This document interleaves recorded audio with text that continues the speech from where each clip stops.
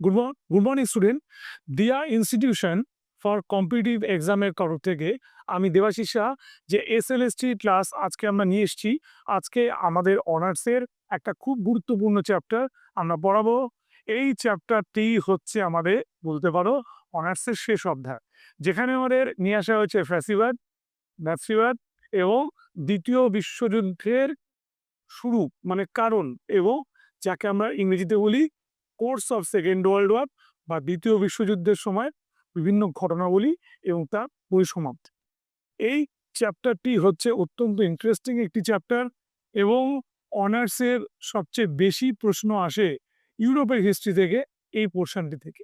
আমরা খুব যত্ন নিয়ে এখানে আমরা আলোচনা করব এই দ্বিতীয় বিশ্বযুদ্ধ, তার পরিমণ্ডল এবং নাৎসিবাদ ও ফ্যাসিবাদ। তাহলে আমরা শুরুতেই যেখান থেকে দেখব যে প্রথম বিশ্বযুদ্ধ যখন আমাদের শেষ হলো, তার পরের পরিস্থিতি রাজনৈতিক কি দাঁড়িয়েছিল, কিভাবে পরাজিত দেশ আমাদের জার্মান তাদের মোকাবিলা করেছিল ভেঙে পড়া অর্থনীতি, কিভাবেই বা মার্কিন যুক্তরাষ্ট্রে অর্থলিপ্সা আস্তে আস্তে আমাদের এই বাণিজ্যজীবী মানুষকে প্রলুব্ধ করলো, বা ইউরোপিয়ান কান্ট্রিগুলোতে মার্কিন যুক্তরাষ্ট্রের অদৃশ্য হাত খেলা করতে শুরু করলো এবং এক একটা স্বার্থ, এবং এই স্বার্থ নিয়েই আমাদের একটা যুদ্ধের বদ্ধভূমিতে প্রবেশ, সেই ইতিহাসটা আমরা আজকে আলোচনা করব।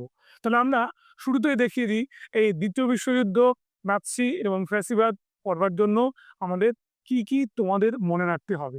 তোমরা বোর্ডটাকে খুব ভালো করে লক্ষ্য করো।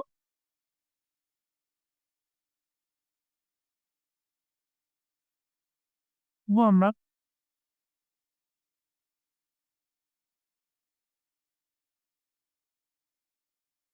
আন্তর্জাতিক সম্পর্ক, ঠিক আছে, এবং এই আন্তর্জাতিক সম্পর্কটা অবশ্যই হবে 1919 থেকে 1939। ইএইচ কারের ভাষায় আমাদের international relations between two world wars, ঠিক আছে। তাহলে দুই বিশ্বযুদ্ধকালীন একটা আন্তর্জাতিক সম্পর্ক। তারপরে আমরা কি দেখব, নাৎসিবাদ।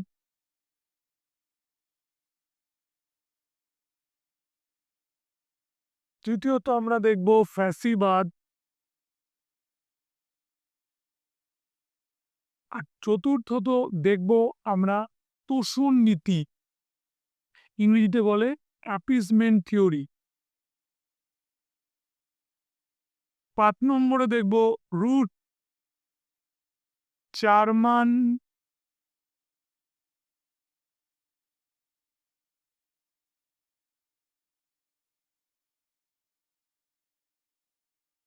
অনাক্রমণ চুক্তি, এবং 6 নম্বর পয়েন্টে আমরা যাব আমাদের ফরাসিদের নিরাপত্তার অনুসন্ধান।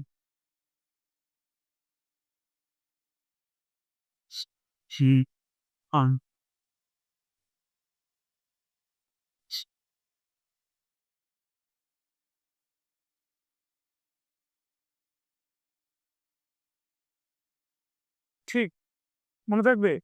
তাহলে আন্তর্জাতিক সম্পর্ক দুই বিশ্বযুদ্ধকালে, একটা দেখলাম নাৎসিবাদ, একটা দেখলাম ফ্যাসিবাদ, একটা দেখলাম আমাদের তোষণ নীতি, তাই তো। এই তোষণ নীতি কার ছিল? ফরাসি প্রধানমন্ত্রী দালাডিয়া এবং আমাদের নেভিন চেম্বারলেনের। আর এদিকে হচ্ছে রুশ জার্মান অনাক্রমণ চুক্তি আর ফরাসিদের নিরাপত্তার অনুসন্ধান।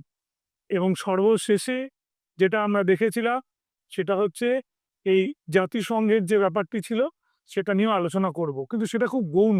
মেনলি এই 6টা পয়েন্টের উপর দাঁড়িয়ে আছে আমাদের সেকেন্ড ওয়ার্ল্ড ওয়ার, ঠিক আছে। তবে ছাত্রছাত্রীরা, তোমরা এই পয়েন্টটা মাথায় রেখে আমরা কি করব, আমাদের নেক্সট ওয়েবগুলো একটু আলোচনা করব। প্রথমে যেটা ছিল আমাদের জার্মানিতে হয়েছিল, যার নাম হচ্ছে ভাইমার প্রজাতন্ত্র, তাই তো। ওই উচ্চারণে আমরা বলি ভাইমার, যেটাকে আমরা বাংলায় বলি হচ্ছে ওয়েমার প্রজাতন্ত্র। তাহলে ওয়েমার প্রজাতন্ত্র কখন কিভাবে কাজ করেছিল? তোমায় জানতে হবে যে প্রথম বিশ্বযুদ্ধে জার্মান কিন্তু পরাস্ত হয়েছিল এবং জার্মান পরাস্ত হওয়ার পরে একটা বিরাট পরিমাণে ঋণের বোঝা জার্মানের উপর চাপানো হয়েছিল। ১ নম্বর, ২ নম্বর জার্মানকে যুদ্ধরত দেশ এবং যুদ্ধের মদদদাতা বলা হয়েছিল। কার জন্য? সবচেয়ে বড় ক্ষতিপূরণের বোঝা জার্মানির উপর চাপিয়ে দেওয়া হয়েছিল। এবং আমাদের যে শান্তি চুক্তিগুলো হয়েছিল যুদ্ধকালীন, তাতে জার্মানির সঙ্গে হয়েছিল কি? আমাদের ভার্সাইয়ের সন্ধি। এবং ভার্সাইয়ের সন্ধিতে জার্মানিকে কোনো রকম সম্মান প্রদর্শন করা হয়নি। কোনো রাজপ্রাসাদে কিংবা আমাদের কি বলবো, একটা ওই অতিথির মিটিং ঘরে বা একটা কোনো কনস্টিটিউশন রচনা করা হয়, এরকম কোনো কক্ষে না নিয়ে গিয়ে একটা রেলের কামরার মধ্যে সই করা হয়েছে। যাকে ঐতিহাসিকরা ব্যক্ত করেছে ডিক্টেটেড পিস। ইংরেজিতে ডিক্টেটেড পিস মানে হচ্ছে জবরদস্তিমূলক সন্ধি। এবং বিরাট বড় একটা একটা কি বলবো, একটা কাগজ ধরিয়ে দেওয়া হয়েছে যে এই শর্তগুলো জার্মানকে মানতে হবে এবং জার্মানের শিল্প সমৃদ্ধ এলাকাগুলোর ওপরে আমাদের বিজয়ী রাজ্যগুলো আধিপত্য বিস্তার করেছিল এবং ভবিষ্যতে জার্মান যাতে আর মাথা তুলে দাঁড়াতে না পারে, অর্থনৈতিক সম্পদে বলীয়ান না হতে পারে, তার একটা ব্যবস্থা করা হয়েছিল। এবং এটাও জানবে যে জার্মানির যে নদীর ওপরে বাণিজ্য চলতো, সে রাইন নদীর ওপরে আধিপত্য বিস্তার করেছিল কারা? এই আধিপত্য বিস্তার করেছিল ব্রিটিশরা। এবং এটাও বলে দিই, ফরাসিদেরও কিন্তু মদদ ছিল, তাই তো? এবং যা দেখা গিয়েছিল যে জার্মানের স্টক মার্কেট, জার্মানের ব্যাংক, জার্মানিদের তোমার কি বলবো, এবং ছোট ছোট পোস্ট অফিস, এগুলো সব ধ্বংস হয়ে গেছিল। টাকা লগ্নির আর কোনো জায়গায় ছিল না। এবং আমরা জানি ইকোনমিক্সে যেটা আমরা পড়ি 1929 থেকে 1931 great depression, the idiom use করা হয়েছিল সেখানে গ্রেট ডিপ্রেশন মানে অর্থনৈতিক মন্দা, ইনফ্লেশন মানে মুদ্রাস্ফীতি প্রচুর পরিমাণে বেড়েছিল এবং যার যে ক্ষয়ক্ষতিতে আমাদের জার্মান কি হয়েছিল? ক্ষতিগ্রস্ত হয়েছিল চরমভাবে। ঠিক। এবং এই যে একটা পরিস্থিতি এবং এই আমাদের ভার্সাই সন্ধিতে যে নীতি নিল, তারই পরিস্থিতিতে যখন জার্মান তার প্রতিশোধ স্পৃহা জাগ্রত করলো এবং তার জন্য জার্মান শুরু করলো কি? আমাদের এই নাৎসিবাদী হিটলার, তার নেতৃত্বে জার্মান আমাদের পোল্যান্ড আক্রমণ করে ২য় বিশ্বযুদ্ধের সূচনা করল। তাহলে একটা সিনোপসিস আমি তোমাদের দিলাম যে কিভাবে কি হয়েছিল। এ তো গেল একটা, তোমার কি বলবো, একটা দৃষ্টিভঙ্গি দিয়ে বললাম, সরল দৃষ্টিভঙ্গি দিয়ে আমি বললাম। কিন্তু জটিল দৃষ্টিভঙ্গি আরেকটা আছে। সেটা যে শর্ত চাপানো হয়েছিল, সেই শর্তই কি পুরোপুরি পালন করা হয়েছিল? নাকি শর্তকারীরা, শর্ত আরোপকারীরা তারা অনেক সহানুভূতিশীল হয়েছিল জার্মানের প্রতি? জার্মানের টাকার অঙ্ক কি কমিয়ে দেওয়া হয়েছিল? জার্মানকে কি টাকা ধার দেওয়া হয়েছিল? রাইন নদীর ওপরে অধিকার কি সরিয়ে নিয়েছিল? তাহলে রাইন নদীর ওপরে অধিকারে যার সবচেয়ে মদদ ছিল সেটা ছিল ফরাসিরা, ফ্রান্স। এবং এই ফ্রান্সের ওপর কি জার্মানি একটা প্রতিশোধ ক্রিয়া জাগ্রত করার জন্য একটা শাস্তি দিতে চেয়েছিল? এই অজানা উত্তরগুলো খুঁজতে হবে যখন আমরা এটাকে জটিলভাবে আলোচনা করব। ঠিক বোঝা গেল? তাহলে প্রিলিউড এবং সিনোপসিস আমি দিয়ে দিলাম এবং তারপরে আমরা ফিরে গেলাম। দেখো এইখানে ভাইমার বা ওয়েমার প্রজাতন্ত্র এই কথাটার উল্লেখ আমাদের করতে হবে। কিভাবে হয়েছিল? যে আমাদের রাজতন্ত্রের অবসান ঘটে গেছিল জার্মানিতে ১৯১৮ খ্রিস্ট এবং এখানে যারা পাওয়ারে এসেছিল প্রেসিডেন্ট। ঠিক কথা। জার্মানির এক বিশিষ্ট সমাজতান্ত্রিক নেতা এই সোশ্যাল ডেমোক্রেটিক পার্টি, ঠিক আছে, এটা তৈরি করেছিল এক ভদ্রলোক ফ্রেডরিক ইবার্টের নেতৃত্বে। ঠিক। এবং সাময়িক প্রজাতন্ত্র সরকার একটা প্রতিষ্ঠিত হয়েছিল। তাহলে দেখো যে আমাদের কাইজার, তাই তো কাইজার বলি আমরা, কাইজারের শাসন শেষ আর কাইজারের শাসনের জায়গা একটা ক্ষণস্থায়ী একটা প্রজাতান্ত্রিক সরকারের প্রতিষ্ঠা, তাই তো? এবং এটাও দেখেছিলাম যে আমাদের জার্মানির রাজধানী বার্লিনে এটা নিয়ে একটা কি হয়, তোমার গোলযোগ চরমে ওঠে। ঠিক সেই সময় আমাদের বার্লিনের নিকটবর্তী একটা সহায়ক শহর ছিল যার নাম ছিল ওয়েমার বা ভাইমার। সেখানেই এই প্রজাতান্ত্রিক সরকারের একটা কর্মকেন্দ্র প্রতিষ্ঠিত হলো, যে প্রজাতন্ত্রটাকে আমরা এক কথায় বললাম ওয়েমার প্রজাতন্ত্র। তাহলে যখনই অবজেক্টিভ কোশ্চেনটা দেবে যে এই সোশ্যাল ডেমোক্রেটিক পার্টির হেড কে ছিল বা কার নেতৃত্ব হয়েছিল, ফ্রেডরিক ইবার্ট, তাই তো? আবার যদি বলে যে এটার নাম কেন ওয়েমার প্রজাতন্ত্র হয়েছিল, তখন তোমরা বলবে যে বার্লিনের নিকটস্থ শহর হচ্ছে ওয়েমারে এই প্রজাতান্ত্রিক সরকারটা তোমার তৈরি হয়েছিল বলে তাই আমরা একে বলি ওয়েমার প্রজাতন্ত্র। বুঝে গেল?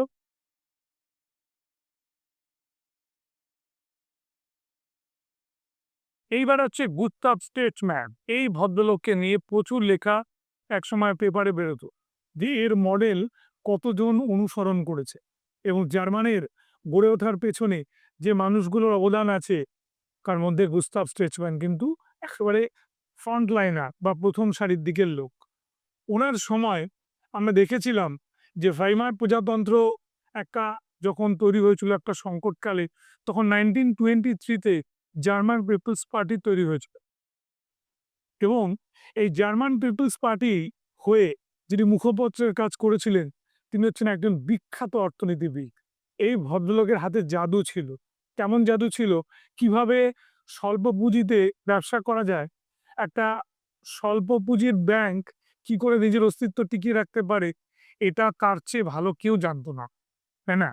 এবং যার জন্য এই গুস্তাভ স্ট্রেচম্যান রোল মডেল এখনো পেপারে আসে এই কারণে ওই রকম একটা আর্থিক ক্ষয়ক্ষতির জার্মানকে ভদ্রলোক একটা দিশা দেখিয়েছিল।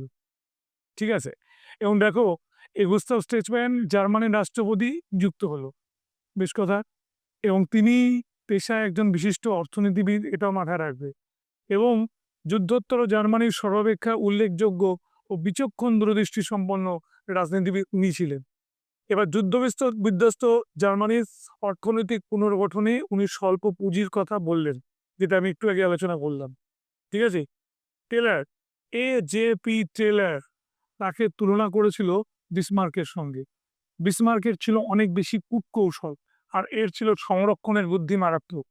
ঠিক আছে? তাই টেলার মাস্টারি অফ ইউরোপ, ঠিক আছে, মাস্টারি অফ ইউরোপ যতদূর আমার মনে আছে, হ্যাঁ ঠিক, থার্ড ইয়ারে আমি অনার্সে কিনেছিলাম বইটি। এটা অক্সফোর্ড পাবলিকেশনের বই ছিল। এইখানে উনি এই কথাটাকে ইউজ করেছিলেন যে তিনি হচ্ছে আমাদের সিমিলার সিমিলার দেন এই আমাদের বিসমার্ক বলে উল্লেখ করেছিলেন। নেক্সট, তারপরে আমরা চলে যাচ্ছি ওয়াইমার প্রজাতন্ত্র কেন পতন হলো। কেন পতন হলো আমি আগেই বলেছিলাম, সেটা হচ্ছে একটা স্বল্পকালীন ওই একটা পরিস্থিতির মধ্যে তৈরি, কিন্তু পরিস্থিতি কেটে গেলে এই প্রজাতন্ত্রের আর দরকার পড়বে না। সেটা হয়েছিল কোনো গণভিত্তি ছিল না। একটা শহরে তৈরি হচ্ছে, জনগণের রায় কি ওরা মানেনি, জনগণকে সরিয়ে দিয়েছিল এবং অন্যান্য দলগুলোর কি মতামত সেটা নিয়ে ওদের কোনো মাথা ব্যথা ছিল না।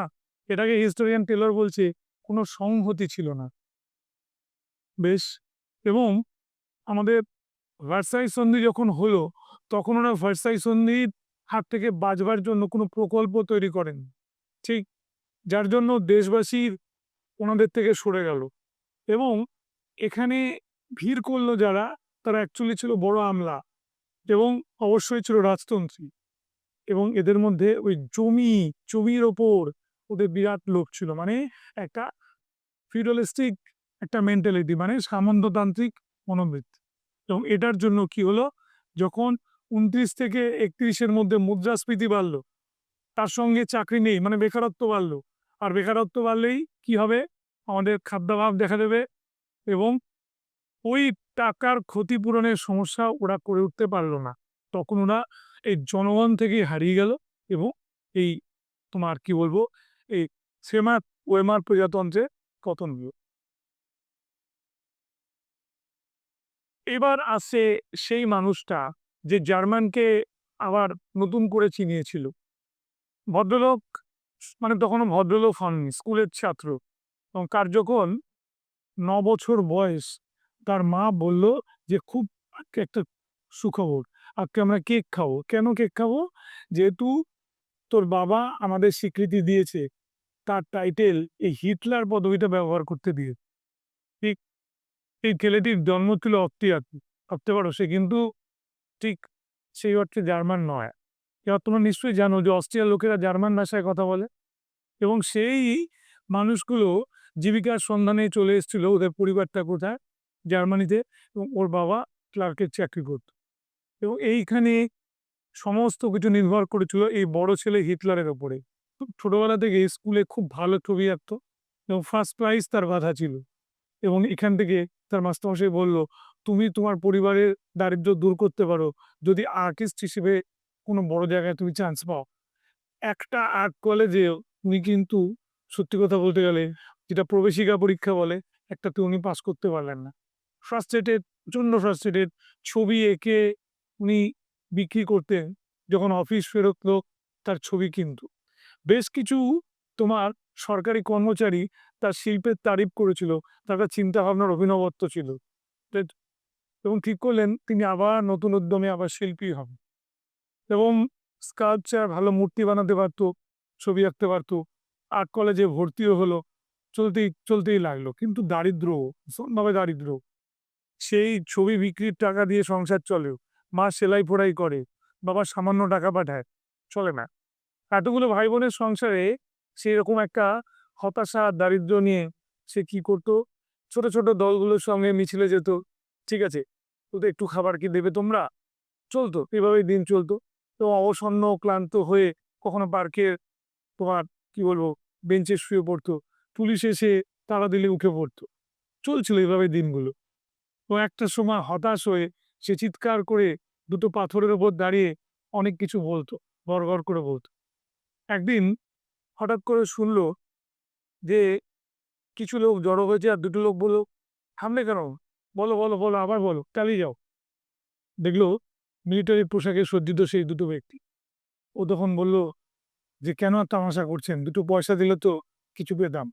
তখন ওরা কিছু টাকার নোট বার করে ওর হাতে দিল। বলল, "চলো আমার সঙ্গে।" এবং ওকে নিয়ে গিয়ে বলল, "তুমি হচ্ছে একেবারে একটা মার্ভেলাস। ঠিক আছে? মানে তোমার মধ্যে যে বক্তৃতা, যে পাওয়া, যে বাগ্মী শক্তি অসাধারণ। ঠিক আছে? তুমি নিজে জানো না যে আমাকে টেনে নিয়ে এসছে। আমরা আজ থেকে ৪ দিন ধরে হচ্ছে তোমার বক্তৃতা শুনছি। তুমি আজকে আমাদের নোটিস করলে।" তখন হিটলারের রাজনৈতিক জীবনের আরেকটা পর্ব শুরু হলো। এবং এই যে দুজন তাকে নিয়ে গেছিল, আরেকটি লোকের নাম হচ্ছে গোয়েবেলস। কিছুদিন আগেই তোমরা দেখেছো যে খবরের কাগজে এবং প্রচার মাধ্যমে, আমি নাম বলছি না এখানে, একজন বিশিষ্ট সাংবাদিক যিনি হচ্ছে প্রচার করে খবর সম্প্রচারণ করে এই যুদ্ধের খবরগুলো দিচ্ছিল ভারত। তিনি সেকুলার কথাটা বলে চিৎকার করছিল। এবার বুঝতে পারছো কার কথা আমি বলছি। তাকে বলেছে, "এ তো জেনারেল গোয়েবেল, এমন চরম মিথ্যে কথা বলে।" সেই জেনারেল গোয়েবেল তাকে একজন বার্মি হিসেবে প্রতিষ্ঠা দিল। এই যে দলটার নাম আমি বলেছিলাম যে পিপলস ডেমোক্রেটিক পার্টি, ওই যে পিপলস পার্টি হয়ে যখন উনি কাজ করছেন তখনই তার রাজনৈতিক জীবনের হাতেখড়ি এবং সেই সময় তার জেল যাত্রা এবং জেলে গিয়ে তার একটা নবযৌবন বা নবজীবন লাভ হল। ঠিক আছে? হুম। এই যে রিনিউইং ইটস ইউথ, তার ইউথটা কি ছিল? সেই ইউথটা হচ্ছে তিনি তার নিজস্ব ভাবনা দিয়ে লিখতে শুরু করলেন যে জার্মানরা হলো টিউটনিক জাতির বংশধর, এরা প্রাচীন আর্য। আর তাদের সঙ্গে বাস করে জিউ মানে ইহুদিরা, যারা হচ্ছে বর্ণ সংকর, মিশ্র জাতি।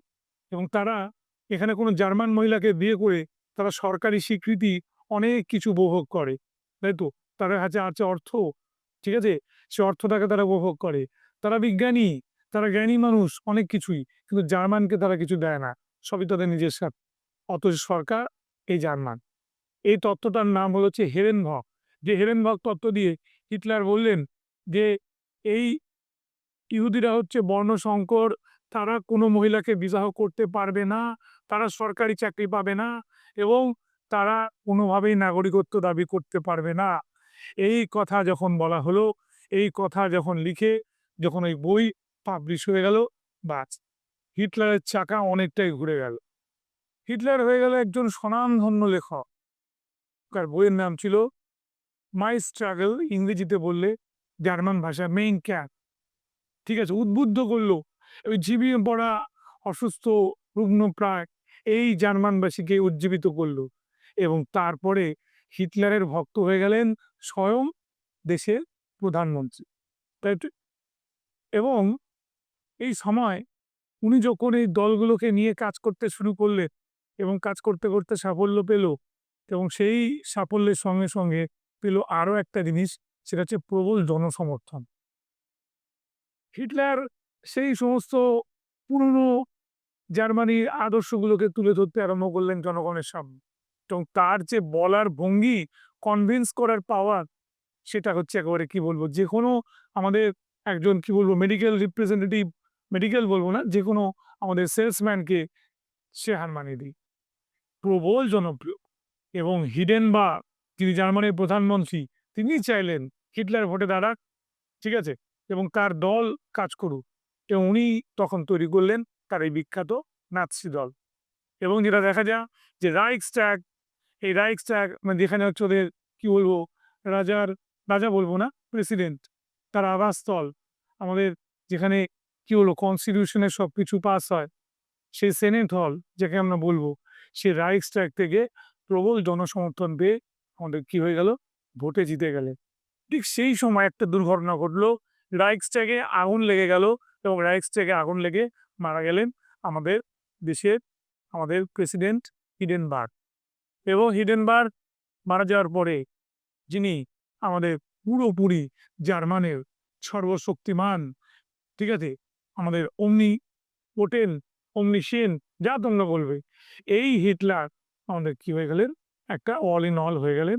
প্রবল জনসমর্থনে ভোটে জিতে তারা স্বৈরাচারী ক্ষমতা কায়েম করলেন।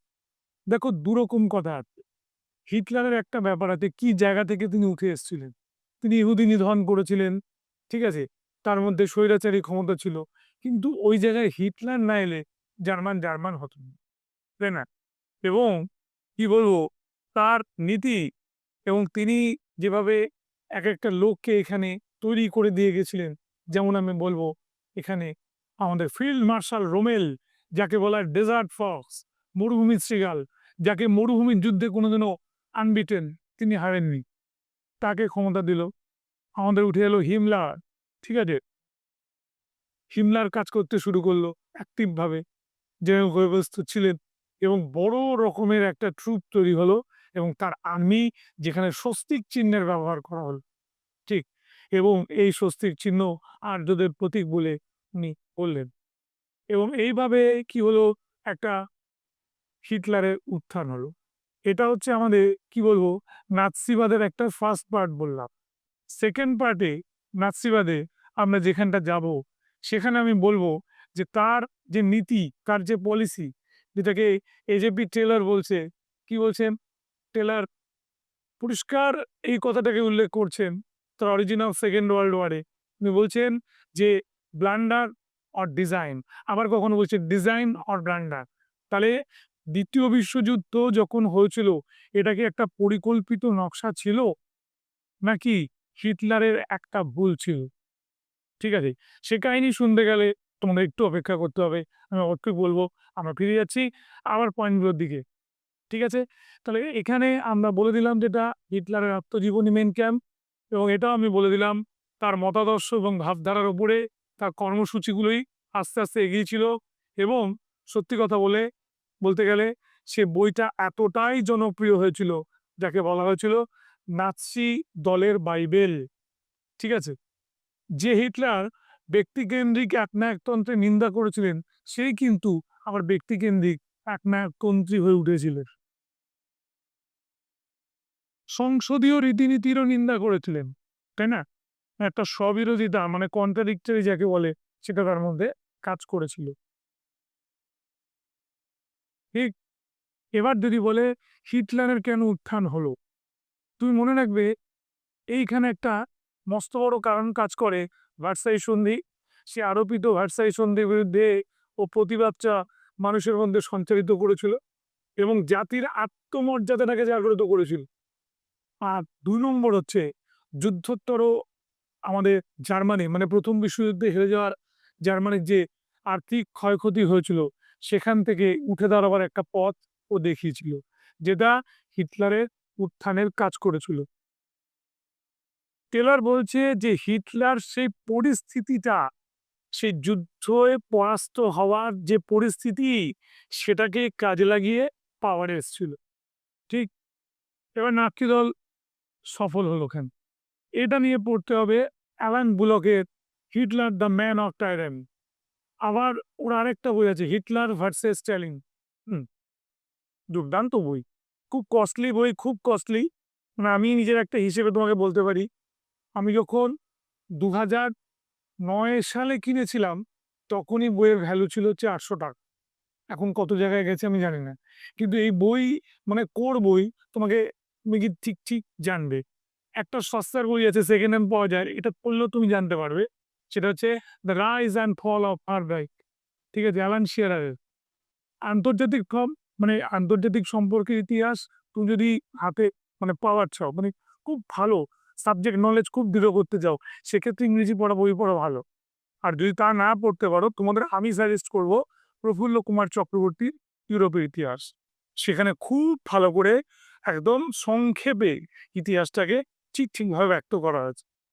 যাই হোক, এবার দেখো বুলক একটা কথা বলেছিল নাৎসি দলের সাফল্যের মূল কারণটা ছিল, সেটা হচ্ছে ওই ভার্সাই সন্ধির বিরোধিতা। এটা নাকি হিটলার কাজে লাগিয়েছিল।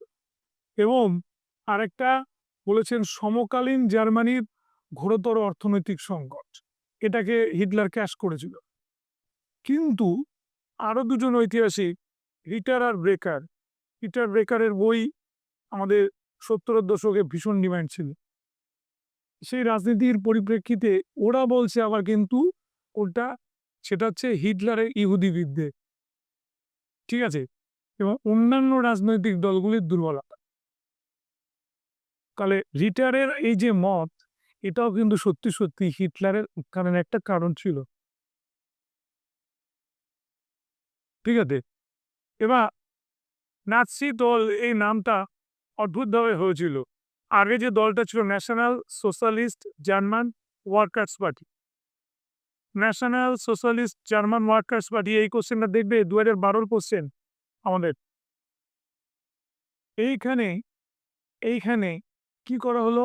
এই ন্যাশনালের 'ন'টা খুলে নিলাম। ঠিক আছে? সোশ্যালিস্টের 'এস'টা খুলে নিলাম। ঠিক আছে? এই দুটোকে যোগ করলে হয় কি? আমাদের নাসি বা নাসা, এখান থেকে আমাদের নাৎসি দল কথাটা এসছে। ঠিক আছে? এবার জার্মানিরা ওই ন্যাশনালটাকে যেভাবে উচ্চারণ করে, ঠিক আছে? উচ্চারণ হয়। জফলার উচ্চারণ হয় না। আর এই যে দন্তের স্বরে ওখানে আমরা যেটা লিখেছি, ওটা করে হচ্ছে সি করে। তাহলে হচ্ছে নাসি থেকে হচ্ছে নাৎসি। অ্যাকচুয়ালি উচ্চারণটা হওয়া হচ্ছে নেজি, NAZI, নেজি। কিন্তু আমরা ওটা উচ্চারণ করি নাৎসি। বোঝা গেল? বুঝা কোশ্চেন? নেক্সট। এবার বলছে নাৎসিবাদ। তার একটা মতবাদ আছে। এখানে একটা অদ্ভুত ব্যাপার ছিল, যেটা কমিউনিস্টদের সঙ্গে মিল ছিল। এরাও কিন্তু পুঁজিবাদকে সাপোর্ট করেনি।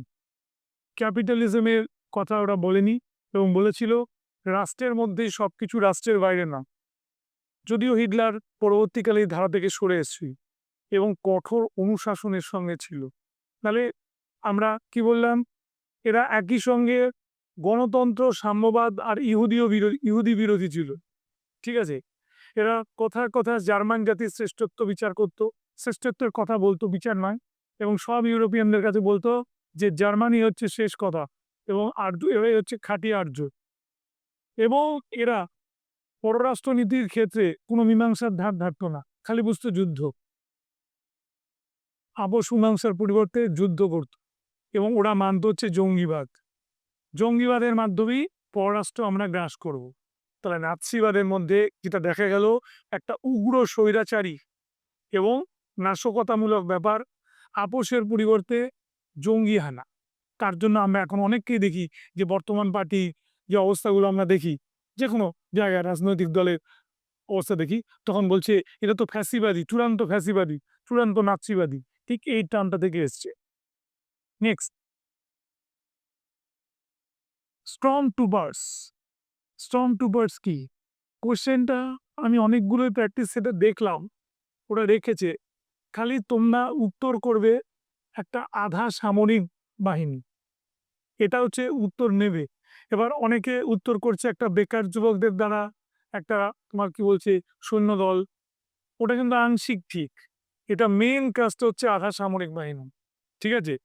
এটা হিটলারের যে বিশ্বস্ত অনুচর ছিল এরনেস্ট, উনি এটা তৈরি করেছিল। তাই তো? যারা কি করত বিভিন্ন সভা সমিতিগুলোকে পাহারা দিত। ঠিক আছে? এবং যখন মনে হতো যে নাৎসিবাদী বিরোধী কিছু বলছে, হামলা করত এবং ওই সভা সমিতিগুলো হামলা চালিয়ে নষ্ট করে দিত। বোঝা গেল? বেশ। আর যারা এই দলের মধ্যে যুক্ত ছিল, তারা একটা বাদামি রঙের জামা পরতো। তাই তাদেরকে কি বলা হতো? ব্রাউন শার্টস বলা হতো। তাহলে ব্রাউন শার্টস কারা? ব্রাউন শার্টস কাদের মধ্যে অন্তর্ভুক্ত? উত্তর হবে স্টর্ম ট্রুপার্স। ঠিক আছে? এবং দলটা অদ্ভুত ব্যাপার বানিয়েছিল ওই চাকরিহারা লোকদের নিয়ে, মানে বেকারদের নিয়ে। যারা স্টক মার্কেটে কাজ করত, ঠিক আছে? যারা পোস্ট অফিসে কাজ করত, ব্যাংকে কাজ করত, এদেরকে নিয়ে। আবার কিছু চাকরি চলে গেছে এমন সৈনিকদের নিয়েও তৈরি হয়েছে। এলিট গার্ডস বা ব্ল্যাক শার্ক, ঠিক স্টর্ম ট্রুপার্স বাহিনীর হাতে যেমনভাবে একটা কি বলবো ভার থাকলো, সভা সমিতিগুলোতে নাৎসিবাদের বিরোধী কথা বললে ধ্বংস করে দেওয়া বা ভেঙে দেওয়া, তেমন আরেকটা দল ছিল হচ্ছে এলিট গার্ড। ঠিক, তাহলে স্টর্ম ট্রুপার্স বাহিনীর ওপর যারা আধিপত্য বিস্তার করেছিল তারা হচ্ছে এলিট গার্ডস। দেখো এলিট কথাটা মানে তো বুঝতে পারছো যে একটা বুদ্ধিজীবী একটা সম্প্রদায়, একটা ওপর মহলের লোক। এবং এরা পরতো আবার কালো রঙের পোশাক। তাহলে স্টর্ম ট্রুপার্স ব্রাউন শার্ট আর এলিট গার্ডস পরতো হচ্ছে ব্ল্যাক শার্ট। ঠিক আছে? এরা যেটা করতো, নেতাদের ওয়ান কাইন্ড অফ বডিগার্ডের কাজ করত, নিজের জীবন তুচ্ছ করে নেতাদের বাঁচাতো। ঠিক, এবং এদের উপরে অনেক ভারী ভারী কাজের দায়িত্ব ছিল। ঠিক আছে, যদিও সেই কাজগুলো ম্যাক্সিমামই ছিল নাশকতামূলক কাজ।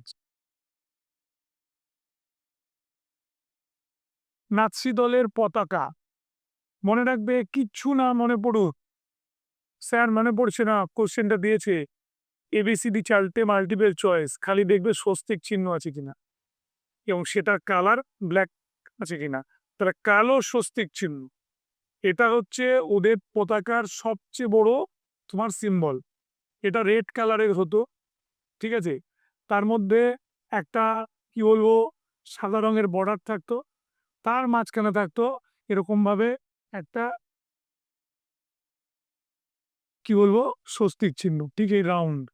তোমাদের নিশ্চয়ই মনে আছে আমাদের যে চার্লস, ঠিক আছে, এই চার্লসের ছেলে এরকম একটা জামা কিনেছিল, জামার মধ্যে এরকম একটা স্বস্তিক চিহ্ন লাগানো ছিল বলে চরম অশান্তি আরম্ভ হয়েছিল। সময়টা বোধ হয় খুব সম্ভবত 2011 কি 2012-তে। তাই তো? সে তার মানে নাৎসি বাট ফিরিয়ে নিয়ে এসছে। সে যত বলছে এটা একটা স্বস্তিক চিহ্ন, এটা বৈদিক ভারতীয় সাহিত্যের বেদে আছে, আমি তাই দেখে পছন্দ করে কিনেছি, তার কথা শুনছি না। বলছে এটা নাৎসি দলের চিহ্ন। যাই হোক, কি আর বলবো বলো?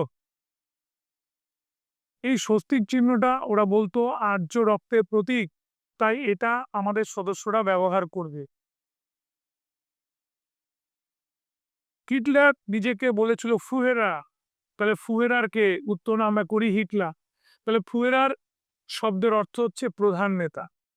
মনে থাকবে আমাদের 1934-এ যখন হিন্ডেনবার্গ আগুনে পুড়ে মারা গেল, রাইখস্টাগে আগুন লেগে, তখন কিন্তু পাওয়ারে এসেছিল এই ফুয়েরা, হিটলার।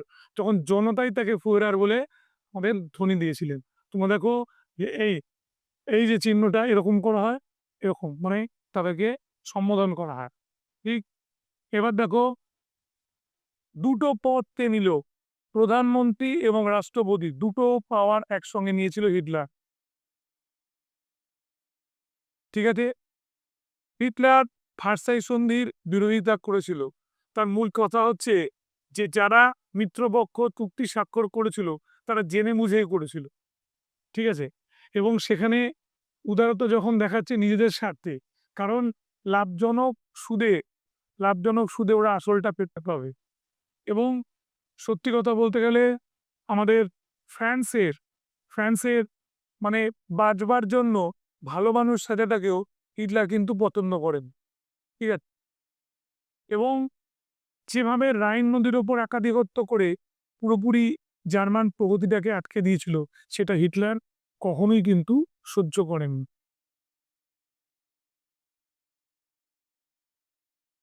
মনে রাখবে, আমাদের জার্মানি শেষ পর্যন্ত যখন জেনেভায় নিরস্ত্রীকরণ হলো, নিরস্ত্রীকরণ ইংরেজি হচ্ছে ডিসআর্মামেন্ট, ঠিক আছে? সেটা অ্যাকসেপ্ট করতে পারেনি।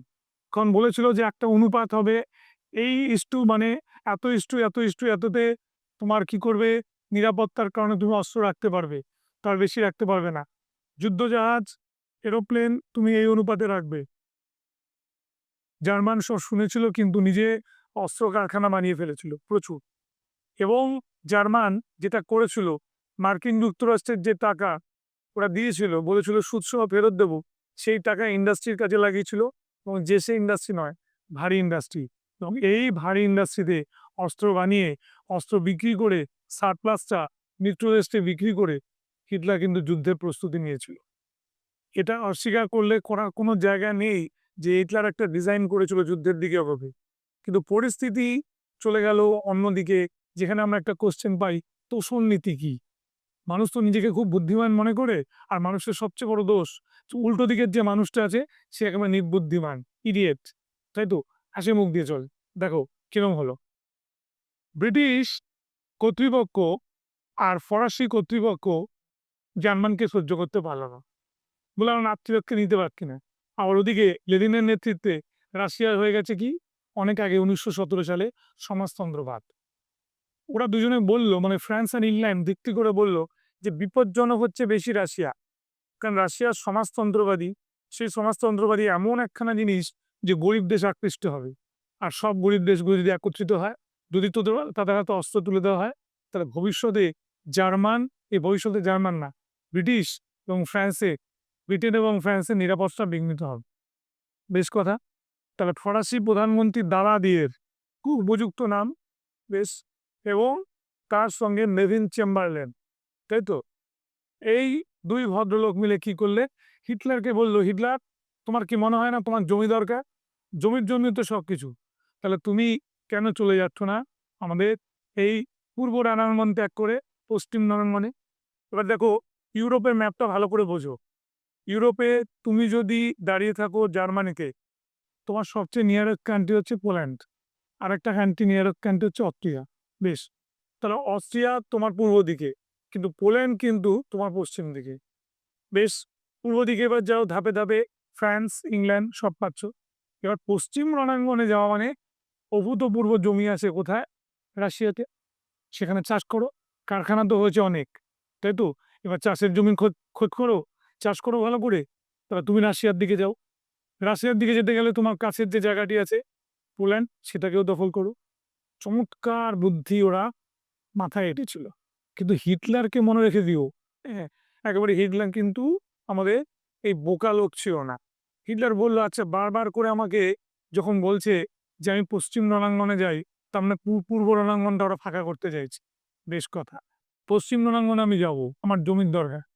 ঠিক আছে, পোল্যান্ডকেও আমি নেব, কারণ পোল্যান্ডে রয়েছে আমার ডানজিক বন্দর, যেটা দিয়ে আমার সবচেয়ে ভালো ট্রেড অ্যান্ড কমার্স, মানে ব্যবসা বাণিজ্য হয়। এবং আমি তারপরেই কিন্তু ধরবো ইংল্যান্ড আর ফ্রান্স। এজেপি টেলর তার origin of second world war যখন লিখলেন ফার্স্ট এডিশনে, এবং উনি তো কলেজে পড়াতেন, উনি যখন বলছেন যে হিটলারের দোষ কোথায়, হিটলারের দোষ ছিল মানছি, কিন্তু তার চেয়ে যে বুদ্ধিমান লোকগুলো, তারা তো যুদ্ধের জন্য প্রস্তুত হয়েছিল। যখন কাউকে বলা হয় তুমি বীর, ঠিক আছে, তোমার সমান যোদ্ধা কেউ নেই, তখন তার মধ্যে একটা এক্সট্রা অতিরিক্ত কি করা হয়, একটা উইল ফোর্স তৈরি করা হয়, তাই তো? আত্মশক্তি তৈরি করা হয়, সেলফ রিলায়েন্স তৈরি হয়, এবং তার বলে বলিয়ান হয়ে সে মানুষ থেকে দানবে পরিণত হয়। তাহলে দালালিয়ে এবং নেভিন চেম্বারলেনের তোষণ নীতি কি দ্বিতীয় যুদ্ধের জন্য দায়ী নয়? এবার কি সাংঘাতিক ব্যাপার! টেলর নিজে একজন ইউরোপিয়ান, এবং তাও আবার ব্রিটিশ। সে বলছে এবং কলেজে পড়াচ্ছে, স্টুডেন্টরা প্রিন্সিপালের কাছে নালিশ করছে যে টেলর সাহেব তার নিজের যে বই লিখে সেখানেই ক্ষান্ত হয়নি, আমাদের এটা বোঝাচ্ছে। এবং টেলরকে যখন পরবর্তীকালে প্রচুর ঐতিহাসিক ঘিরে ধরে জিজ্ঞেস করছে যে আপনি কি আপনার মতের থেকে ঠিক, উনি বলছেন, হ্যাঁ, আমি আমার মতের দিকে নড়বো না। কিন্তু এত দুঃখের ব্যাপার, থার্ড এডিশন থার্ড এডিশনটা অন্য কিনবে না, খুঁজবে ফার্স্ট আর সেকেন্ড এডিশন। দেখবে সেখানটাতে টেলার কিন্তু বলছেন যে না, কিছুটা হলেও হিটলার দায়ী ছিল। টেলারের বই হচ্ছে আমার মনে হয় এখনো পর্যন্ত আমি যা বই পড়েছি সেকেন্ড ওয়ার্ল্ড ওয়ারের উপরে, ওটা নতুন রকমের লেখা, নতুন ধরনের লেখা। ঠিক আছে? ভারতবর্ষের রাজনীতিবিদরা হচ্ছে কি বলবো, হিংসুটে টাইপের। আর এখানে হচ্ছে বুদ্ধির মারপ্যাচের খেলা। ঠিক আছে? এবার হিটলার এইখানেই কিন্তু বুঝে গেলে যে লোকে আমার ভয় পেতে শুরু করেছে। কিন্তু বিশ্বাস করবে না, এই হিটলারও ভয় পেয়েছিল একটা কান্ট্রি যার নাম রাশিয়া। সমাজতন্ত্রের ভয় ওর মধ্যেও ঢুকেছিল। বিপুল সংখ্যক জনসংখ্যা। ঠিক আছে? এরকম চীন, ভারতের মতো দেশ যদি আমাদের সমাজতন্ত্রের মেডিসিন খেয়ে নিয়ে আমাদের জার্মান বিরোধী হয়ে যায়, তাহলে জার্মানের সংকট। সেই জন্য হিটলার রাশিয়ার সঙ্গে স্বাক্ষর করতে এগিয়ে গেছিল নন অ্যাগ্রেশন প্যাক্ট, যার বাংলা মানে হলো অনাক্রমণ চুক্তি দিয়ে। ঠিক আছে? বললাম, আবার বলছি।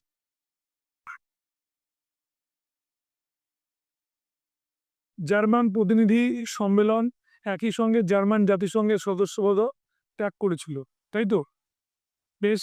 এবং ত্যাগ করে সামরিক শক্তিতে বলীয়ান হয়ে, এবং সে যে সামরিক শক্তি রাখছে সেটার জন্য সেই কথা বা বলেছিল। পোল জার্মান অনাক্রমণ চুক্তি এক ভারী মজার চুক্তি। যখন হিটলার দেখলো যে একটা বিশ্বযুদ্ধ বাড়তে পারে, তাহলে সম্ভাব্য বিশ্বযুদ্ধের হাত থেকে নিজেকে রক্ষা করার দরকার ছিল। এবার পোল্যান্ডকে ঠিক করেছিল যে রাশিয়া এবং জার্মানির মধ্যে একটা বাফার সেট করবে। তার জন্য পোল্যান্ডের সঙ্গে চুক্তি করার দরকার ছিল। পোল্যান্ড উদ্গ্রীব ছিল যে আমাকে যেমন ডানজিক বন্ধ ফিরিয়ে দেয়। ওই কথাটাকে তোমার উজ্জ্ব রেখে পোল্যান্ডের কি কি সুবিধা হতে পারে সেই কথা হিটলার কিন্তু শুনিয়েছিল। কিন্তু আলটিমেটলি কিছু কাজই করেনি। ৬ থেকে ৭ দিন রুশ জার্মান অনাক্রমণ চুক্তি তোমার টিকে ছিল, এবং যখন হিটলার পোল্যান্ড আক্রমণ করলো তখন রুশ জার্মান অনাক্রমণ চুক্তি ভেঙে গেল, এবং সঙ্গে সঙ্গে দ্বিতীয় বিশ্বযুদ্ধ শুরু হলো। তাহলে ১লা সেপ্টেম্বর ১৯৩৯ সালে হিটলার পোল্যান্ড আক্রমণ করলো। ঠিক। আর 3rd সেপ্টেম্বর ব্রিটেন ঘোষণা করলো সেকেন্ড ওয়ার্ল্ড ওয়ার। ওই ডেটটাকে 3rd সেপ্টেম্বর থেকে এই জন্য আমরা দ্বিতীয় বিশ্বযুদ্ধের দিন হিসেবে ধরি। ঠিক আছে? একেবারে ফিজিক্সের পুরোপুরি সূত্রের মতো। আমরা মোশন পড়ি, ভেলোসিটি পড়ি, লাইট পড়ি। সেখানে যেমন বিজ্ঞান দিয়ে বোঝানো হয়, ইউরোপের ইতিহাসে সেকেন্ড ওয়ার্ল্ড ওয়ার হচ্ছে এই বিজ্ঞানের মতো থিওরি দিয়েই বোঝানো আছে। যাই হোক, আমরা এই পোল্যান্ডের সঙ্গে একটা ১০ বছরের অনাক্রমণ চুক্তি করেছিল ৩৪ সালে। আর যুদ্ধ শুরু হয়েছিল ৩৯ সালে। মানে ৫ বছর টিকেছিল। ঠিক আছে? পোল্যান্ড নিজের স্বার্থে এগিয়েছিল। সম্ভাব্য জার্মান আক্রমণ থেকে পোল্যান্ডও নিজেও বাঁচতে চেয়েছিল। ইঙ্গো জার্মান নৌ চুক্তি, এটা হয়েছিল মনে রাখবে ১৯৩৫। ঠিক আছে? এবং বলা হয়েছিল ব্রিটিশ নৌবহরের 35% জার্মান রাখবে। ঠিক আছে? কিন্তু জার্মান সে কথা শোনেনি, অনেক বেশি বাড়িয়েছিল। এবং এটাও ঠিক হয়েছিল জার্মানির যে অস্ত্র বৃদ্ধি হচ্ছিল তাতে ফ্রান্স যে প্রতিবাদ করছে সেটাও মূল্যহীন হয়ে পড়েছিল। তখন জার্মানকে চাপে রাখার জন্য এই নৌ চুক্তিটা সম্পাদন করেছিল আমাদের ইংরেজরা। এটা শালি দেয় রাইন ভূখণ্ড, ওই সেই রাইন অঞ্চল যেখান থেকে ওদের সবচেয়ে ভালো ব্যবসা হতো, সেটা ভার্সাই সন্ধিতে চলে গেছিল ফ্রান্সের কাছে। সেটা ছাড়ানোর জন্য একটা ব্যবস্থা করা হয়েছিল, এবং হিটলার এটা 1936-এ পুরোপুরি নিজের আন্ডারে নিয়ে চলে এসেছিলেন। এবং কি বলবো, ইংল্যান্ড এখানে নীরব দর্শকের মধ্যে থাকে, কারণ হিটলারকে ভয় পেয়েছিল। আর মনে রাখবে, ফ্রান্স কিছু নীরব প্রতিবাদ আস্তে আস্তে তার গেস্টার পশ্চার দিয়ে বুঝিয়েছিল, মানে তার আকার ইঙ্গিতে, যে আমি সন্তুষ্ট নই। কাপ কিছু হয়নি। স্পেনের গৃহযুদ্ধ, এটা আমার একটু ভালো করে বলবার আছে। হিটলার তার অস্ত্রসজ্জায় কিরকম সজ্জিত হয়েছে, যুদ্ধের আগে একটা মহড়ার দরকার ছিল। তখন স্পেনের জেনারেল ফ্র্যাঙ্কোকে সে উজ্জীবিত করে। সে বলে যে তুমি গৃহযুদ্ধ পাঠাও, তোমার অস্ত্র আমি পাঠাবো। তখন জেনারেল মলার নেতৃত্বে আমাদের 4টে বড় বাহিনী ট্রুপ এগিয়ে গেল। এটাকে বলে কি, আমাদের 4টে ব্যাটালিয়ান এগিয়ে যেতে শুরু করলো। তখন সাংবাদিকরা ঘিরে ধরলো জেনারেল মলাকে। মলাকে গিয়ে বলল যে, "আপনার কি মনে হয় যে এই ৪ টে ট্রুপ দিয়ে আপনারা স্পেনের গৃহযুদ্ধ থামিয়ে দিতে পারবেন বা ফ্র্যাঙ্কোকে সাহায্য করতে পারবেন?" তখন মলা একটা কথা বলেছিল, "অলরেডি আমার 5th কলাম, 4th কলাম নিয়ে আমি এগিয়েছি। আমার 5th কলাম অলরেডি বসে আছে কোথায়? স্পেনের মধ্যে। তাই আমাদের জয় নিশ্চিত।" এইখান থেকেই শুরু হলো একটা ইডিয়ম, যেটা আমরা এখনো ব্যবহার করি। 5th কলা, 5th কলামিস্ট, এই কথাটা বলা হয়। ঠিক আছে? আমাদের এক ইংরেজি শিক্ষককে দেখেছিলাম, সে হর করে খালি ইডিয়ম বলত। আমি হাসতাম। কারণ ইডিয়মের অনেক জিনিসই ইতিহাস থেকে বেরিয়েছে। সেগুলো জানতোই না, বুঝতেই পারত না। কেন হলো? 5th কলাম অরিজিনটা তোমাদের বলে দিলাম যে জেনারেল মলা ১ম শব্দটাকে ইউজ করেছিল। তার জন্য গুপ্তচর, ঠিক আছে? স্পাইকে আমরা বলি হচ্ছে 5th কলাম। যাই হোক, হিস্ট্রি পড়তে গেলে লিটারেচারের জ্ঞান না থাকলে হিস্ট্রি পড়া যাবে না। এবার দেখো, আমরা তারপরের দিকটায় চলে যাই। ঠিক আছে? এই যে আমাদের ন্যাশনালিস্ট রাজতন্ত্রের সমর্থক, ঠিক আছে? এবং আমাদের কি বলবো, একটা দক্ষিণপন্থী দলের কথা হিটলার আগেই বলেছিল। সেটা স্পেনের মধ্যে তৈরি হচ্ছিল এবং স্পেনের যিনি এই বিদ্রোহীদের নেতৃত্ব দিয়েছিলেন তার নাম জেনারেল ফ্র্যাঙ্কো। কিন্তু হিস্টোরিয়ান এজেপি টেলর বলছে যে স্পেনের গৃহযুদ্ধ বেসিক্যালি ছিল হিটলারের ২য় বিশ্বযুদ্ধের ড্রেস রিহার্সাল বা একটা মহড়া। দেখে নিল তার ফাইটার বিমানগুলো কাজ করছে কিনা, কামান বা ট্যাঙ্কগুলো কাজ করছে কিনা। ঠিক? চলো। এবার স্পেনের গৃহযুদ্ধে হিটলার ফ্র্যাঙ্কোকে কেন সমর্থন করেছিল? ফ্র্যাঙ্কো যদি জয়ী হয়, স্পেনে একনায়কতন্ত্র প্রতিষ্ঠিত হবে। এটা একটা বড় কারণ ছিল। এবং এটাও বলেছিল এর ফলে স্পেনের প্রজাতন্ত্র দুর্বল হয়ে পড়বে। আর স্পেনের গৃহযুদ্ধে যখন হিটলার যোগ দিল, তার সমর বাহিনী, ওই যেটা বললাম, অস্ত্রসজ্জা বা মিলিটারিরা কতখানি তৈরি তারও পরীক্ষা হয়ে গেল। বিশেষ করে বিমান বাহিনী, যেটা আমি বললাম ফাইটার প্লেনগুলো কত ভালোভাবে কাজ করতে পারে সেটা দেখে নিয়েছি। রোম বার্লিন অক্ষ চুক্তি, ঠিক আছে? তাহলে এই অ্যাক্সিস যে চুক্তিটা হয়েছিল, তার মানে ইটালি আর রোম জড়িয়ে গেছিল। এটা 1935 এ হয়েছিল। 1935 সালে যে দুজনের মধ্যে এটা সম্পন্ন হয়েছিল, আমাদের ইটালির বেনিতো মুসোলিনি এবং অ্যাডলফ হিটলারের মধ্যে। ঠিক আছে? এটা অক্টোবর মাসে আমাদের রোম বার্লিন অক্ষ চুক্তি নামে কি হলো, আমাদের জনসমক্ষে আসে। অ্যান্টি কমিনটার্ন, ঠিক আছে? কমিনটার্ন বললেই বুঝতে পারবে এখানে ফ্রন্ট আছে, কমিউনিস্ট আছে, দুটো কথাই আছে। তাহলে কমিউনিস্টরা যখন সক্রিয় হয়েছিল, হিটলার তখন ভয় পেয়েছিল। তার জন্য 1936 এ তৈরি করেছিল আমাদের কি অ্যান্টি কমিনটার্ন, মানে কমিউনিস্ট বিরোধী একটা দল। এবং এটা অবশ্যই ছিল একটা একনায়কতান্ত্রী আমাদের দল, যেখানে জড়িয়ে ছিল জার্মান এবং জাপান। জাপানের সম্রাট তোজো আর জার্মানির হচ্ছে হিটলার। ঠিক কথা। এবং কি করেছিল, রাশিয়ার কমিউনিজমকে কোণঠাসা করবার ওরা চেষ্টা করেছিল এবং ঠিক করেছিল কোনোভাবেই রাশিয়াকে ইন্টারফেয়ার করতে দেবে না ওদের রাজনীতিতে। রোম বার্লিন টোকিও, তাহলে আগে রোমের সঙ্গে চুক্তি হয়ে গেছিল 36-এ। এবার যখন আমাদের কি বলবো জাপানের সম্রাট তোজোর সঙ্গে করলো হিটলার চুক্তি, তখন হিটলার জার্মান থেকে, আমাদের কি বলবো বেনিটো মুসোলিনি ইতালি থেকে এবং তোজো জার্মান থেকে, ওরা মিলিতভাবে একটা চুক্তি করলো। এবং এই চুক্তিটা চাপে রাখলো কারে? চাপে রাখলো হচ্ছে ফ্রান্স এবং ইংল্যান্ডকে। তাই তো? এটা আমরা রোম বার্লিন টোকিও অক্ষ চুক্তি বলি। এবং এটার মেয়াদও ঠিক হয়েছিল, সেটা হচ্ছে ১০ বছর এটাকে ওরা মেনটেন করবে। ওরা মেনটেন করবে।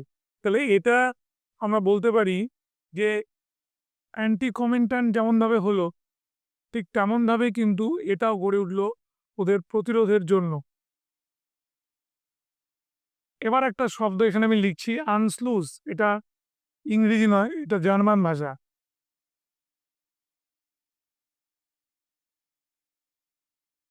তোমাদের জানতে হবে আনস্লুস মানে কি। আনস্লুস শব্দটার মানে হচ্ছে এক করে দেওয়া।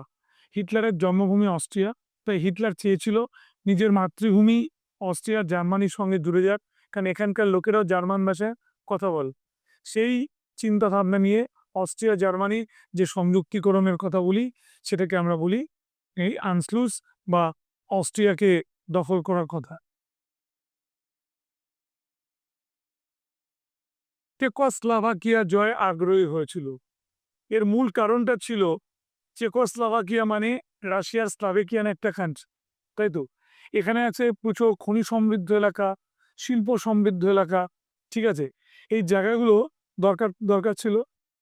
এবং সাউথ ইস্ট যে ইউরোপ, সেখানে কিন্তু হিটলার তখনও তার নখ আর দাঁত বার করতে পারেনি, বা তার সামগ্রিক আগ্রাসনও প্রতিপন্ন করতে পারেনি। তখন হিটলার এই চেকোস্লোভাকিয়া জয়ের মাধ্যমে এটা করতে চাইলে, তাহলে সাউথ ইস্ট ইউরোপে আধিপত্য দখল করার জন্যই মেনলি চেকোস্লোভাকিয়া দখলের জন্য এগিয়েছিল। এবং চেকোস্লোভাকিয়ার একটা অঞ্চল ছিল সুদেতান অঞ্চল, যেটা ছিল শিল্প সমৃদ্ধ এবং খনিজ সম্পদে পরিপূর্ণ। সেই জায়গাটা দখলের জন্যই চেকোস্লোভাকিয়া জয়ের জন্য আগ্রহী হয়েছে। মিউনিক চুক্তি, এবার যুদ্ধ কিন্তু আরো আরো এগিয়ে এলো। 38 সালে চেকোস্লোভাকিয়ার সঙ্গে আমাদের মানে চেকোস্লোভাকিয়া দখল করতে চাওয়ার জন্য এই মিউনিক চুক্তি কিন্তু হিটলার স্বাক্ষর করল, ঠিক আছে? এই সময় এগিয়ে এলে ব্রিটিশ প্রধানমন্ত্রী নেভিন চেম্বারলেন, যার কথা একটু আগে বলছিলাম, আর একজন হচ্ছে ফরাসি প্রধানমন্ত্রী দালাদিয়ে, ঠিক আছে? এবং তারা বলল যে এটাতে আমাদের মত আছে, হিটলার আর মুসোলিনি যেহেতু এই চুক্তি স্বাক্ষর করছে, কারণ তাদের নীতিটাই ছিল কি, তোষণ নীতি। চেম্বারলেন ব্রিটিশ প্রধানমন্ত্রী আর ফরাসি প্রধানমন্ত্রী দালাদিয়ে, এদের যে নীতি সেটা হচ্ছে হিটলারকে পূর্ব রণাঙ্গন থেকে ট্রান্সফার করা পশ্চিম রণাঙ্গনে, মানে পোল্যান্ড এবং রাশিয়ার দিকে। এটাকে আমরা বলি এক কথায় তোষণ নীতি, ঠিক আছে? এবং চেকোস্লোভাকিয়ার কাছ থেকে সুদেদান পাবে বলে ওদের মত ছিল যে আমাদের দিকে তো আসছে না, যাচ্ছে তো পশ্চিম রণাঙ্গন। বেশ, রুশ জার্মান অনাক্রমণ চুক্তি, এটাকে ডেভিড টমসন বলছেন রুশ জার্মান হনিমুন প্যাক্ট। কি অসাধারণ! ইউরোপ সিন্স নেপোলিয়নের যে চ্যাপ্টারটা পুরো হেডিংটাই দেওয়া আছে রুশ German honeymoon pact. Sir honeymoon কেন? রাশিয়া হচ্ছে একটা সোশ্যালিস্ট কান্ট্রি, একজন মহিলা, তাই তো, যে পুরো একটা পরিবারকে এক করে রাখে। আর জার্মানি হচ্ছে ভয়ঙ্কর রকমের একজন পুরুষ, তাই তো, স্বৈরাচারী পুরুষ। এবারে এদের মধ্যে বিবাহ হলো। যে স্বৈরাচারী সে বলল ঘর সংসার সামলে দেবে এই সমাজতন্ত্রী লোকটা। বেশ, আর সমাজতন্ত্রী লোকটা বলল যে চিন্তার কি আছে, আমার প্রোটেকশন দেবে এই লোকটা। ঠিক এইভাবেই ওদের মধ্যে বিয়ে হলো, রাশিয়ার জার্মানির মধ্যে। এবং রাশিয়ার জার্মানির মধ্যে যখন বিয়ে হলো, পরস্পরের স্বার্থ কাজ করলো। হিটলার ভয় পেয়েছিল রাশিয়ার জনসংখ্যা আর বৃহৎ দেশ, এবং সে আমাদের দরিদ্র দেশগুলোকে সমাজতন্ত্রের মেডিসিন খাইয়ে দেবে। আবার ওরা ভেবেছিল, মানে রাশিয়া ভেবেছিল যে আমাদের লেনিনের নেতৃত্বে যে রাশিয়া তৈরি হয়েছে, সমাজতন্ত্রী রাশিয়া, সেটা 20 বছর বা 22 বছরের মধ্যে যুদ্ধে আক্রান্ত হলে সবকিছু ভেঙে নষ্ট হয়ে যাবে। এবং তার জন্য আমার মনে হয় যুদ্ধ এড়াতে সন্ধি করা ভালো। এবারে এটা তো গেল, ওই যে বললাম খুব সরল ক্রিয়াটা, জটিল ক্রিয়াটা বলি। ওদের মাঝখান দিয়ে পোল্যান্ড নিয়েছিল। ওরা ঠিক করেছিল যে একটা অনাক্রমণ চুক্তি স্বাক্ষর করে পোল্যান্ডকে বাফার স্টেটে পরিণত করবে, এবং যুদ্ধ হলে ওরা পোল্যান্ডের মধ্যে আশ্রয় নেবে, এবং যুদ্ধ শেষ হয়ে গেলে 50-50 করে পোল্যান্ডকে ভাগ করে নেবে। ঠিক মনে থাকবে, এইরকমই চিন্তা ভাবনা নিয়ে রুশ জার্মান অনাক্রমণ চুক্তি স্বাক্ষরিত হয়েছে, ঠিক আছে? দেখো, হিটলার যদি পোল্যান্ড আক্রমণ করলে ইংল্যান্ড আর ফ্রান্স পোল্যান্ডের পক্ষে যুদ্ধে নামতে পারে, ঠিক। আবার রাশিয়ার সঙ্গে মিত্রতা করলে কিন্তু আমাদের ইংল্যান্ড বা ফ্রান্স আমাদের জার্মান বিরোধী হবে না, ঠিক। এবার এটাও ঠিক, এই যে বললাম দুজনের মধ্যে একটা প্রোটেকশনের দরকার ছিল, তার জন্য আমাদের এটা স্বাক্ষর হলো। কিন্তু কি আশ্চর্য ব্যাপার যে এই সন্ধিটা 1 সপ্তাহ বাদে ভেঙে গেল, তাই না? যখন আমরা দেখলাম হিটলার পোল্যান্ড আক্রমণ করে বসলো, ঠিক আছে? এখানে বলেছিল এটা 10 বছর টিকবে, এটা টিকলো 7 দিন, ঠিক আছে? এবং এটা ঠিক করেছিল 10 বছরের মধ্যে রাশিয়া জার্মানকে আক্রমণ করবে না, জার্মানও রাশিয়াকে আক্রমণ করবে না, ঠিক আছে?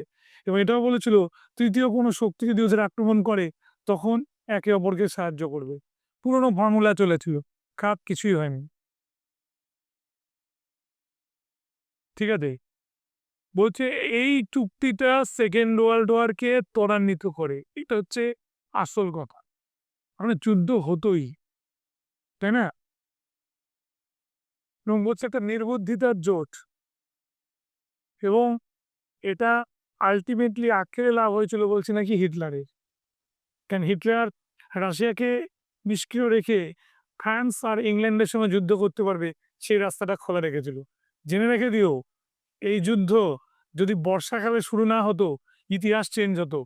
ভারতবর্ষ অনেক সাহায্য পেত জার্মানির থেকে, এবং ভারতবর্ষ আলটিমেটলি উন্নতি হতো। হিটলার পোল্যান্ড আক্রমণ করে আমাদের 1 সেপ্টেম্বর। রাশিয়ার কেজিবির গোয়েন্দারা বলেছে যে ওদের কাছে মাসখানেকের মধ্যে কোনো খবর ছিল না হিটলার পোল্যান্ডে ঢুকছে। টেলারের যে লেখাটা আছে, টেলার বলছে এরকম ভাবে যে একটা নিজের অজান্তেই পোল্যান্ড আমাদের বিশ্বযুদ্ধের মধ্যে ঢুকে গেল যখন হিটলার আক্রমণটা করবে। ঠিক আছে? অর্থনৈতিক নিয়ন্ত্রণটা পোল্যান্ডের হাতেই কিন্তু রাখা ছিল। আর হিটলার ডানজিক বন্দর ছাড়বার বান্দা ছিল না। ঠিক আছে? এবং সেজন্য এই ডানজিক বন্দরটা হচ্ছে সবচেয়ে বড় ইস্যু ছিল, এবং এটার জন্যই কিন্তু আমাদের পোল্যান্ড আক্রমণ করলো।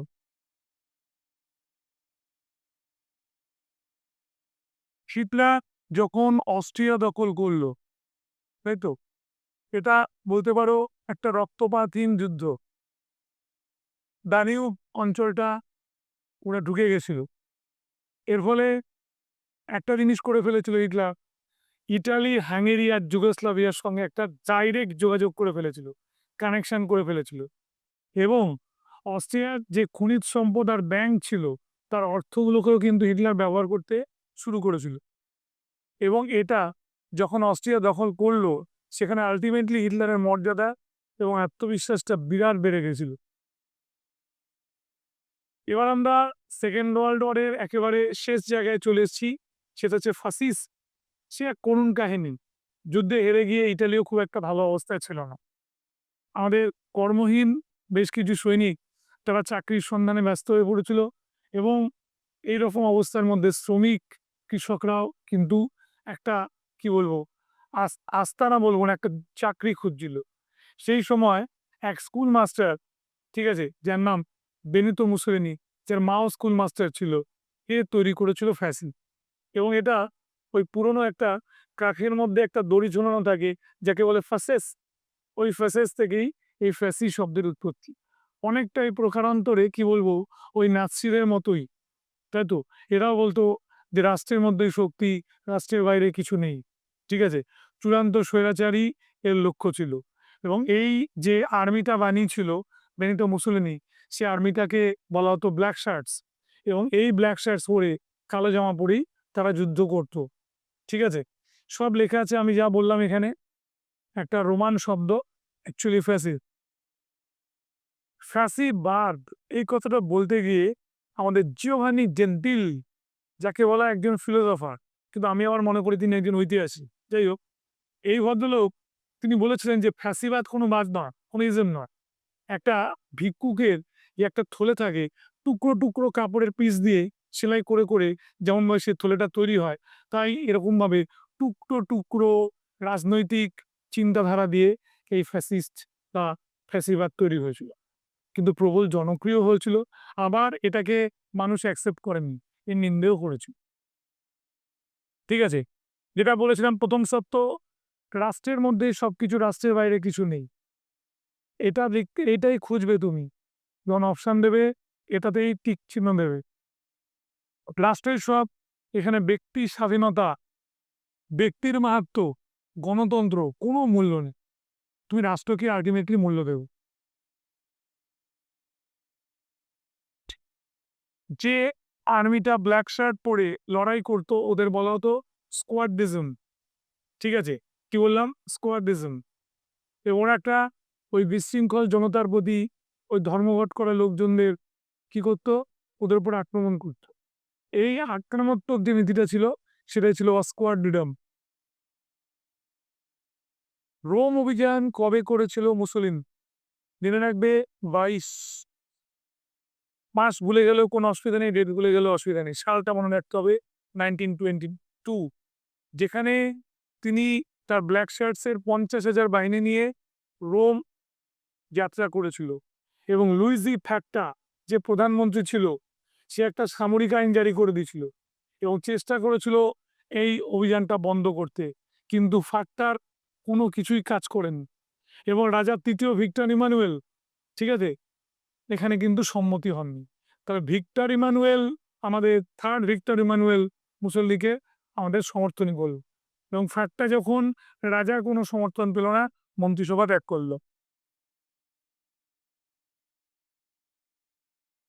ঠিক, মুসোলিনি যখন রোম দখল করলো সেখানে কিন্তু তার ভাবমূর্তি উজ্জ্বল হলো এবং রাজা ফাক্তাকে বাদ দিয়ে মুসোলিনিকে সমর্থন করলো।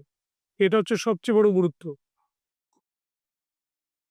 ইটালির যখন ঐক্য আন্দোলন তখন ছিল শুধু ভিক্টর ইমানুয়েল, আর এখন যাকে আমরা দেখছি ফ্যাসিজমের সময় তৃতীয় ভিক্টর ইমানুয়েল। খবরদার এটা ভুল করবে না।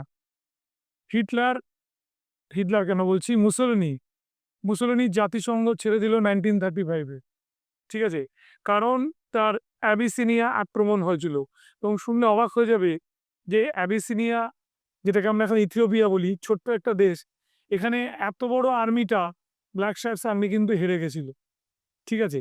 এইখানে বলছে কিছুটা হলেও জনসমর্থন মুসলিমের উপর চলে গেছিল, ঠিক আছে।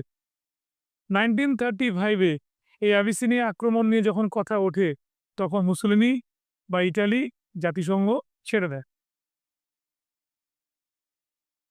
খোর লাভাল চুক্তি, ফ্রান্সের পররাষ্ট্রমন্ত্রীর নাম ছিল পিয়ের লাভাল আর ব্রিটিশ প্রধানমন্ত্রী হচ্ছে স্যামুয়েল হোর, ঠিক আছে। 1935 সালে ডিসেম্বর মাসে একটা গোপন চুক্তি করেছিল, ঠিক আছে, যেখানে বলা হয়েছিল অ্যাবিসিনিয়া 2/3 ইটালিকে দেওয়া হবে এবং স্বাধীন অ্যাবিসিনিয়ার অস্তিত্ব থাকবে। কি চালাক! কি করা হলো, পুরো অংশটা দিল না, 2/3 দিয়ে দিল, আর বাকি যে অংশটা ছিল সেটা ওদের হাতে মানে রেখে অ্যাবিসিনিয়াকে ইন্ডিপেন্ডেন্স রাখলো। ঠিক, বেট, ইটালির অ্যাবিসিনিয়া দখলের তাৎপর্য ভীষণ গুরুত্বপূর্ণ, ঠিক আছে, যেখানে মনে রাখবে ইউরোপীয় রাষ্ট্রজোট থেকে ইটালি কি হয়েছিল, আমাদের বিচ্ছিন্ন হয়েছিল, তখন তাকে সাহায্যের হাত যারা বাড়িয়ে দিয়েছিল হিটলার, তখন জার্মানির সঙ্গে সে জোটবদ্ধ হয়েছিল এবং অ্যাবিসিনিয়া দখল যখন করতে গেল তখন লিগ অফ নেশনসের দুর্বলতাটা প্রকাশ পেল। প্রথম বিশ্বযুদ্ধের পরে লিগ অফ নেশনস তৈরি হয়েছিল আমাদের কি হয়েছে, যুদ্ধকে থামানোর জন্য, মানে শান্তির জন্য। সেখানে অ্যাবিসিনিয়া দখল লীগের দুর্বলতাটাই ফোকাস করেছিল। ঐতিহাসিকরা কেউ কেউ বলছে, যেমন টেলার বলেছিল যে এই সেকেন্ড ওয়ার্ল্ড ওয়ারের জন্য সবচেয়ে বড় দায়ী হচ্ছে ভার্সাই সন্ধি, কারণ ভার্সাই সন্ধির মধ্যে দ্বিতীয় বিশ্বযুদ্ধের বীজ নিহিত ছিল। জার্মানকে যে অপমান করা হয়েছিল, জার্মানের উপর যে আর্থিক সংকট চাপিয়ে দেওয়া হয়েছিল, ঋণের বোঝা চাপিয়ে দেওয়া হয়েছিল, তা প্রত্যুত্তরেই হিটলারের আবির্ভাব এবং দ্বিতীয় বিশ্বযুদ্ধের সূচনা। কিন্তু মনে রাখবে পুরোটা এটার জন্য কিন্তু দায়ী না, ঠিক আছে, পুরোটা এর জন্য কিন্তু দায়ী নয়।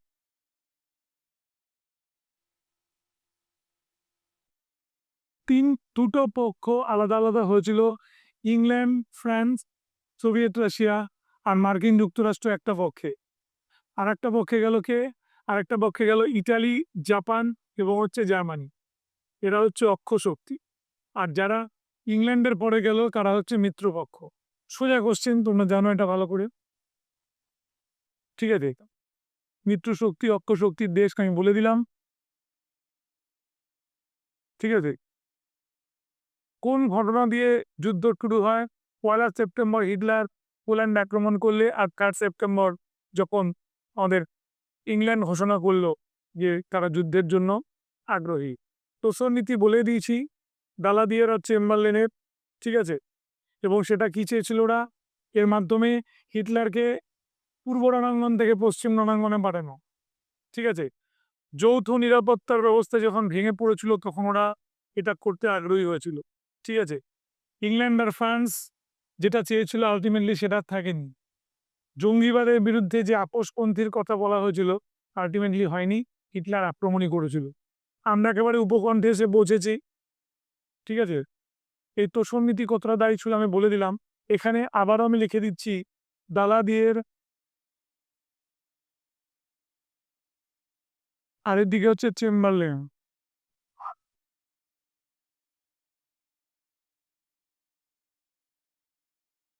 ঠিক আছে? ইউঙ্গ ফরাসি তোষণ নীতি। আমাদের আগেই বললাম যে তোষণ নীতি তখনই ব্যর্থ হয়ে গেল যখন আমাদের হিটলার ব্যাপারটা বুঝে গিয়েছিল। তাই তো? পূর্ব রণাঙ্গনের ব্যাপারটা। তখন কিন্তু আমাদের তোষণ নীতি পুরোপুরি ব্যর্থ হয়। ঠিক আছে? রাশিয়ার সাম্যবাদ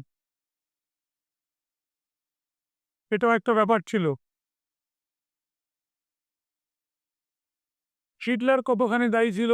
তাহলে বলতে হবে হিটলার যখন অস্ট্রিয়া আর চেকোস্লোভাকিয়া জয় করেছিল, তখন তার মাধ্যমেই বোঝা গেছিল সে যুদ্ধ চাইছে এবং তার এখানে একটা রেসপন্সিবিলিটি থাকে। কিন্তু তিনি এককভাবে দায়ী নয়, দায়ী হচ্ছে আবার তোষণ নীতিও। ঠিক আছে? জাতিসংঘের ব্যর্থতা পরিষ্কার হয়ে গেছিল যখন হিটলার পোল্যান্ড আক্রমণ করে দিল। ঠিক নিরস্ত্রীকরণ পুরোপুরিভাবে ব্যর্থ হয়েছিল। আমাদের জেনেভা প্রোটোকলে যে নিরস্ত্রীকরণের কথা বলা হয়েছিল সেটা কাজে লাগেনি। কারণ অস্ত্র তৈরি করেছিল জার্মান, সেটাকে কাজে লাগিয়েছিল দ্বিতীয় বিশ্বযুদ্ধের মাধ্যমে। ঠিক আছে? দ্বিতীয় বিশ্বযুদ্ধের ডাইরেক্ট কজ কোথায় ছিল? সেটা অবশ্যই ছিল ভার্সাই সন্ধি সবচেয়ে বড় কারণ। ঠিক? এবং জার্মানিতে ফ্যাসিবাদ, এই জার্মানিতে নাৎসিবাদ, ইতালিতে ফ্যাসিবাদ এবং আমাদের তোষণ নীতি চেম্বারলেনের আর দালাদিয়ের এবং শেষ পর্যন্ত জাতিসংঘের ব্যর্থতা। পার্ল হারবার আক্রমণ এটা হচ্ছে জাপান মার্কিন যুক্তরাষ্ট্রের দ্বীপপুঞ্জ পার্ল হারবার আক্রমণ করেছিল 41 সালে এবং তারই প্রতিশোধ নিতে মার্কিন যুক্তরাষ্ট্র যখন আমাদের লিটল বয় আর ফ্যাটম্যান নামে দুটো বোমা ফেলেছিল তখনই কিন্তু জাপানের পতন হয়েছিল। তাই তো? হিরোশিমা নাগাসাকি ধ্বংস হয়েছিল। আমেরিকা সেকেন্ড ওয়ার্ল্ড ওয়ারে কেন আমাদের যোগ দিয়েছিল? পুরোপুরি পার্ল হারবার গণনার জন্য। ঠিক আছে? আর জাতিসংঘ গঠনের মুখ্য উদ্দেশ্য ছিল আমাদের আন্তর্জাতিক নিরাপত্তা বিধান এবং পৃথিবীতে যুদ্ধের সম্ভাবনা দূর। এটাই হচ্ছে মেইন ব্যাপার এবং পৃথিবীতে যে অর্থনৈতিক, সামাজিক এবং বৈজ্ঞানিক অগ্রগতি হচ্ছে সেটাকে রক্ষা করা। যাই হোক, এবার আমার যেটা বলার আছে সেকেন্ড ওয়ার্ল্ড ওয়ারের ওপর ফ্যাসিবাদ, ম্যাসিবাদ, ফ্যাসিবাদের উপরে যাবতীয় তথ্যগুলো আমি এখানে দিয়ে দিলাম। দিয়া ইনস্টিটিউশন অফ কম্পিটিটিভ এক্সামের পক্ষ থেকে আমাদের অনার্সের সিলেবাস সম্পূর্ণভাবে সম্পন্ন হলো। তোমরা ভালো করে পড়বে। Thank you.